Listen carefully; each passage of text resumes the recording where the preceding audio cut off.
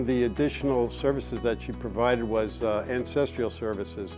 And from that ancestral service, you know, I engaged her and her partner with that. And I found, they came back several weeks later and they found where my grandfather lived, portions of his piece of being in the mosaic, tile, and marble industry. And from that was a whole litany of, you know, family background, ancestral information that she got for me.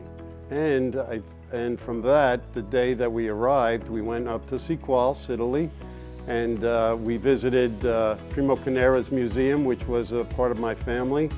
We also visited where my grandfather lived and the cemetery where my great-grandfather was buried, my great-grandmother was buried, and such like, and you know, other ancestors that were in the cemetery.